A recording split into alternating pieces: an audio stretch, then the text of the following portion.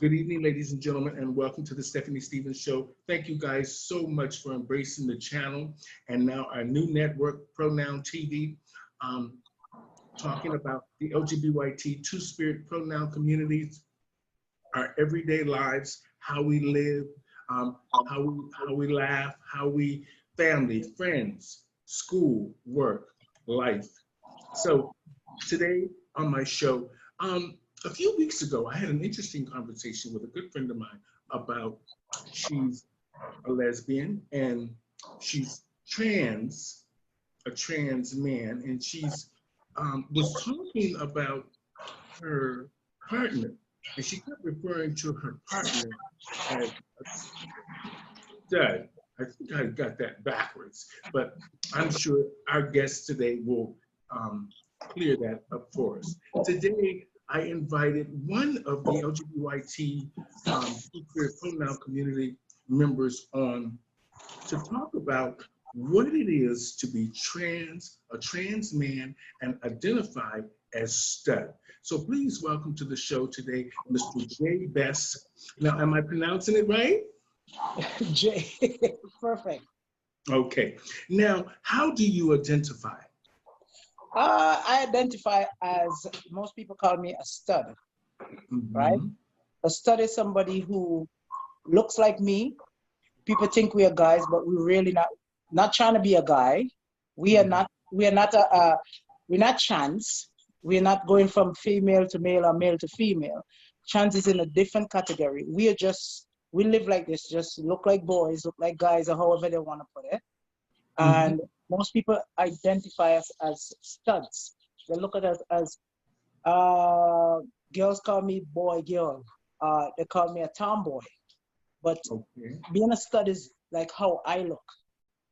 Okay, so are you heterosexual or homosexual? If I'm heterosexual? Are you heterosexual or homosexual? Are you part of the LGBT two-spirit community?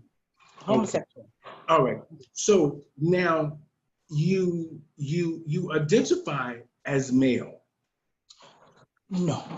I identify as a stud, meaning I'm a female who look like a male, but we are not changing nothing of our body. No removing nothing from our body, but we just look very masculine. Okay. So does this mean that you like men or women or both? I love women all the way. Okay. So have you ever been in a relationship with a man? Oh, definitely. I have 2 kids. Oh, I didn't even know that. I've known you all these years, and I didn't even know that. So what was that like to be married and end up having 2 children? What was that like? You know what? To be honest, I live for my family, more society-wise. A lot of us who is gay and we don't know how to come out to our family, we tend to pretend, and we tend to, cover up our true self. So I live that. And one of the things I did, because I knew who I was at a very young age, I would say going back, I knew I was gay from since I was like about 10. I knew I was attracted to the other sex, my sex. But along the way, I know I wanted kids. And because I know I wanted kids, I know I had no other choice. And I wanted to make sure that I was not confused. So I knew I wanted kids. And the only way I could have kids, and then coming from the island and coming from a family that is fully Christians all the way, it was very hard to be who you really want to be in the island, because again, in the island, they don't call you gay. They call you lesbians, all kind of names that not exist. Yeah. So I used to hide my sexuality, even though I was attracted to the same sex like myself. I used to hide it just because of my parents. And one day I decided, I say, you know what, I want to have kids. And I met my kid's dad, and I had 2 kids. I told him I needed 2 kids. All I want is 2 kids. I had 2 kids. And after the 2 kids, my daughter is turning 22. My son is turning 26. Oh my And, God. and I have three beautiful granddaughters. Oh, amazing. So I am not one of these studs who is gay and hate men. I love men. I embrace men. And after I have my kids, then I have an opportunity to come to Canada. And when I came to Canada, I decided, you know, I have to live for me. I have to start being for me. And then, unfortunately, which turned out to be good, my sister out me. Oh, those family members are something else, aren't they? Yeah, my sister out me to my parents. Oh, I hidden from my parents some months because not only that I felt like I disappointed them, I mhm. felt ashamed of who I was at that point because it bring me back in the stage like, what am I going to tell my kids? How am I going to tell my parents? Is my parents going to love me? Is my parents going to want to, own me as their daughter? How are they going to see me? I was so scared. Every time my parents call, I hide. I never used to want to talk. I haven't talked to them for months until my dad came to Canada, and I was with this woman, and he ended up coming. He stayed at my house, and I was praying to God for the train, for him to catch the train so he would go home. Unfortunately, he missed the train. Oh.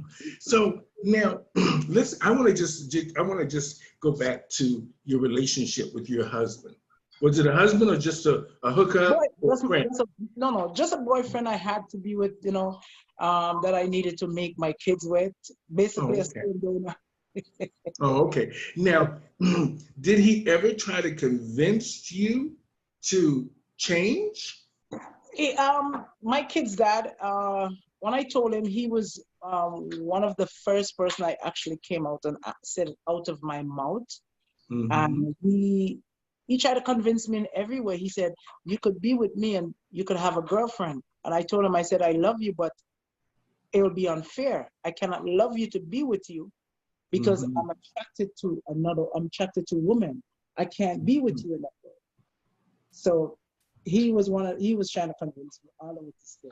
Okay. Now, most of us as Black people, most of us come from some sort of a religious background, like you said, from a Christian background. Yeah. And of course, sometimes our aesthetics look differently than what sometimes the church would think of as normal. Because I'm sure some of the people in the church knew you were born female, but you look aesthetically like a male. Yeah. Today in the LGBT spirit pronoun community, they would call you a stud. Definitely. Now, how did you ever have any opposition? Because I want to be fair to Right. the church, and I want to be fair to people that understand that we do go to church, but we need to understand a little bit about, was there any opposition when you walked in the church? Let's say you didn't wear a dress, you wore a suit or something that looked very masculine. Mhm. I I had no choice. I used to wear dress. Then when I hit I think the first time I think my parents had an idea that I was gay. I was going to this wedding and I went to my uncle because my uncle is a tailor, and I said I need a suit. I was 16. He said, what? I said, I need a suit. I need a white jacket. I need a tie. I need boots and everything. And he's like, huh? I said, yeah, just build it for me. He said, okay. The day when I take it home to my mom looked at me, my dad looked at me. He said, that's what you're wearing? I said, yeah. He said, okay. Oh, okay. Yeah, my Now, brother was okay. now, do you have any brothers and sisters? I have two brothers, three brothers, and I have three sisters. I also have a gay sister also here in Canada. Oh, okay. Now, where are you actually from? I'm from a beautiful island called St. Vincent and the Grenadines. Okay. It's in the So Caribbean. that is where? In the Caribbean somewhere. Somewhere in the Caribbean, I can't remember. Okay. Near to, All right. near to Now, Barbados, Trinidad, That's where it is. Love inside it. Okay, so do you find that are the people open? Are there, first of all, is there an LGBT community in St. Vincent? At my time, no. Uh, I know it's illegal to still. It's still illegal for you to not, be a part of it. There's a law, I think, that passed in my country. It's against the law to actually be openly doing anything like holding hand, kissing, and all this stuff. I think in my country now, Mm-hmm. it's not legal in my country. But there's a lot of people down there is like that. Okay, so now that you are considered a stud, so what does that actually mean in terms so we can understand it clearly? What does it actually mean, and how do the women that you are looking at or are attracted to um, approach you? How do they know you're a stud? A lot of women a lot. I'll be honest with you. Only woman hit like me is always straight women. Straight women love me. Lesbian women, I think I'm too masculine. Well, our community, how do you say, we've been up and down the elevator quite a few times, if I you know what. know. Um, I know. Now, have you ever met a straight woman and she didn't know? That I was a girl. Mm-hmm. Yeah, I had that encounter, I think twice, and I had was to actually tell one of the lady. That time I was like, now coming out, I was like 26, the first encounter, and we were talking like regular talk, and then time to do something. I'm like, well, you know what? I'm a girl, right? I couldn't go forward with it because Mm-hmm. for me it was not being fair. I was hiding something but I didn't know at the time how to say it to this person. Because one, this person was attracted to me and I was attracted to the same person. So Mm-hmm. it was kind of hard, but then, hey, she understand and we dated for a while. Mm-hmm. Those relationships, they come, they go, they come, they go, that kind of way. So the reason women would be attracted to you is because they would think psychologically in their minds, a stud would represent somebody that is more aesthetically masculine, strong, maybe Yeah. somebody that can take, Yes, and somebody rear a who's very good kid or take good care of the family and yeah. stuff like that. So is that the way women see you?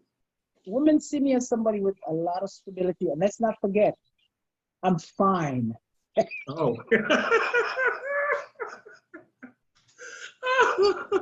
That's not, that's the, that's the, that's the key word. That's the key word right there, right? I'm fine. I have a lot of things going for me. I'm very, I have a lot of stability. I'm out of a lot of people here in the LGBTQ they're not as stable as me. They're not as grounded as me. So most women, when they see what attracts a lot of women to me, not just only my good looks and my good smile, is that my personality speaks a lot. My build, a lot of women is drawn by my build. And then conversation wise, when they get to know me and they get to figure out, oh, this person have the as we say, shit together, excuse my language. So that attracts a lot of straight women. A lot of straight women look for stability in people in their relationship, right? Mm-hmm. Now, let me ask you this. This is more on a personal level, and you don't Definitely. have to answer it if you don't want to. But I Definitely. think that this is an interesting question for the average person. Let's just say that the person you're attracted to is Black as well. And have you ever felt any kind of a situation? Have you ever dated another um, a Black woman in the sense of she loved you, you loved her, and she couldn't take you home? She couldn't introduce you to her friends. Yes, been there, been there, been there, been there. I was her like a secret in her closet. Okay. I've been two relationships I've been down the road with like that. Couldn't take me home to their family. Couldn't introduce me to the friends.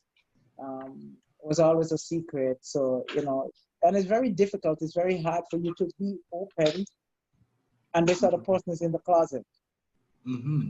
Now, it's great that, like you said, we live in Canada. We live in a little bit more of an open society here. And we sort of have a lot of acceptance. We have a lot of rights that we wouldn't have in a lot of other countries, including where I come from, the United States. Even though, there's a great movement there and stuff like that. Now, is your father still involved? I mean, not your father, your children's father still involved in their lives? Yes, my kids' dad and them they still have their relationship. Mm-hmm. Now, let's just say, what's a typical day like for the Bess family? What is a typical day like? What happens during the day with, let's say, your two kids and all these grandkids and you're stable, things are going well? What's a typical day like for the family? My typical day, my kids, or the only one in me living together is my daughter, who's soon to leave, hopefully. Okay. Our typical day, I get up in the morning at 5:45. She's still in bed. I leave to go to work, put my dogs out. She takes them in, and I go to work, come back home about, say, 6, 7. Mm-hmm. And come back home. Maybe my daughter might be home or she gone to work. If she's home, we might have, a little conversation, and I might work out, might go for a walk or something. But my day is very laid back in my house because it's just me and my daughter. Okay. Now, let's just say, I want to ask just a few more sort of just little personal questions because I think that will make a difference in some of the LGBT community lives in small towns that can probably relate to how you are and identify with the way you look. And, because a lot of I'm doing a show now in Ireland where they want me to teach a lot of the Black performers how to do makeup because there's nobody there to teach them because apparently there's a lot of issues there. So I'm working on that. But what is it that you think is wrong with what has happened? What do you think has happened now that we are in this pandemic? And where does it put you in your workplace? Okay, for me in my workplace, my job and me, like, I'm very secure. A lot of people can't say they're secure in the job. I am one of these person could say my job is very secure because my bosses and me, we get along very well, and I'm very straightforward with them, and they know what I like and what I don't like. As I don't know if you ever watch me speak at my live something, I'm very blunt. I don't stick people crap. I like when people come straight to me, tell me the truth, and we're good. So that's where me and my company, we have this understanding. We are very, very straightforward with each other. So, and I'm good at what I do. We have had many people that come and I have to train them. And a lot of people come and like, I drive for my company. And people that they send with me on my truck when I'm driving, for instance, they might damage something, I'll take the blame. Because I know I could go to them and say, okay, you know what? I damaged this. They're not going to fire me. They might just give me a lecture. Sometimes the things that they damage, it's very expensive. But I'll put myself under the bus for them because, this pandemic that's going on, everybody needs a job. That's right. So I could deal with my bosses, but these people can't. So I'll always take the bullet for them. So that's why I said for me, where this put me, I'll tell you what it made me realize. Life is so short and we don't know, what tomorrow bring forth. And we don't know where's the future. And we always have to be prepared for the unexpected. That's what it teaches.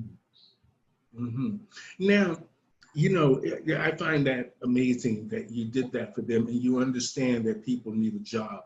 And that's a good thing. A lot of companies and a lot of other coworkers wouldn't have done that. I take my hat off to you for that, or I take my wig off to you for that. That's amazing.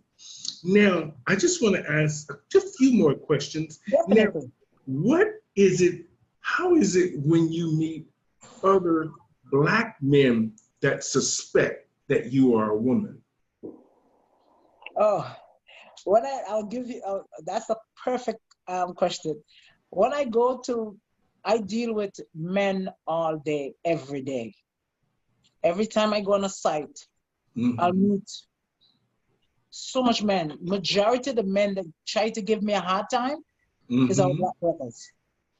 Always our Black brothers try, because guess what? You're gonna find one and two of them will hit me up, trying to pick me up or whatever, but you know, I have to tell them, listen, I'm looking the same thing you're looking. So you looking something I'm looking at. Like we can't be looking like you can't be looking at me because I'm looking for what you're looking for. I love that. Oh, I tell them all the time, like we're the same boat, man. But what I find, if I go on a job where there's a Black supervisor, he tends to want to give me the hardest time. Why do you think that is? Why do you think that is? I think for Black men, a woman like me, it's a threat, a big threat. It's a huge threat for them. They see a woman like me, and they're like, whoa, not only that she looks like a guy, come on now, I'm cute. I'm gonna make you smile. I could take your wife, I could take your girlfriend. That's what goes off the head. Hey, I might take her home and she might take my girlfriend or my wife. A lot of Black men is what's the word? They're intimidated by me. If I think I use the right word, I intimidate a lot of Black men because it makes them feel less of a man. I think I don't know why. Because when I go on a site, I get my stuff done. And the things that I do, Steph, a lot of women can't do it. Even though they like me, they can't do it. Now, you know, I'm glad that you said that because, you know, sometimes we have a hard time just saying it straight the way it is. And I like the way you said you just want it straight and you want straight talk and you want it just to be just laid out. And that's the way it is. I'm the way too. If somebody don't like something about me, you don't have to talk behind my back. Just tell me. And then we can go from there. Of course. It's great that you understand that these men are, you know, you understand them clearly. And that's a good thing from your stud point of view and your female points of view. So it's good to have those two choices because you have a real clear understanding of relationships and how to deal with people on an everyday level, which is a good thing. And sometimes us as the LGBTQ two-spirit community, sometimes we get hot-headed when somebody calls us a man, or, I mean, I know lots of the girls that will shut a club down if you call them a man, or somebody, call somebody out of their names. Here comes all the drama. Yeah. Are you in a relationship now? At this present time, not really. Not really. I'm getting to know somebody. Was married, but no longer. We're separated. So now I'm seeing somebody else. So far, so good. Okay. Now, this is more of a personal question. The same. Sure. Do you have any regrets about the decisions you've made to become Jay and like you said, you don't consider yourself a man? No, I don't consider myself, and I'm not trying to be one. And I put that out there all the time to people. I'm not trying to be a man. I'm not confused. I know I love women, most important. I'm very comfortable in my skin. I like the way how I look. I have no regrets of making the choices that I've made throughout my life, all the journeys that I've taken. with all the different women I've dated, I have no regrets. Well, You you know can't what? live on regrets. That's amazing. That's amazing. I'm the same way. My mother used to always tell me, and now I have this new agent in Los Angeles, and she's an old white lady, and she tells me all the time, don't look back there. Don't look back there. There's nothing back there. You've already been back there, and it hurt you. Just look what's in front of you. Look what's in Keep front of you. moving. And it took me a long time, and you know, being in this country and in this city, I've been beat up a lot, and you know that. Yeah. And as Yeah. soon as I step out and away from them, things start happening for me better. Yeah. And, Yeah. and I'm blessed that I stepped out in enough time to realize that I'm still healthy enough and still have a drive to get what I want. I'm glad I didn't let them beat me down until where I didn't have absolutely nothing. But I'm not going back there. I'm not. You don't need to. So, you know, Jay, it was really interesting talking to you. I hope that the relationship that you have work out well. I think things are going. One more question. It's very important. Now, you say your daughter is how old? She's turning 22. Okay, so she's not going. Is she going to school? She take a break from school. You know, they always want a break. I don't know why. Okay. I can never get a break. Why are they getting a break? I don't know. There might be a boy or a girl somewhere in the wings, if you know what I mean. Now, I just want to say it was great to see that you're a balanced person. And, you know, I am glad after all we went through. Oh, yeah. That we're doing much better these days. Of course. God has blessed us. And so I just want to say thank you for a great conversation. You cleared up a lot for us. I don't want to take up too much more of your time. I just want you to have a blessed week. Congratulations on a potential new relationship, a great job where you understand the people that you work for and they understand you, and the fact that you stood up for a lot of people that needed jobs. I take my wig off to you for that. I take my wig off for the fact that you had the courage to do this show for me, because you know, Black people sometimes don't like to step up, and I'm finding a lot of you guys are sharing your stories with me. So congratulations, Mr. Jay Bess Stud.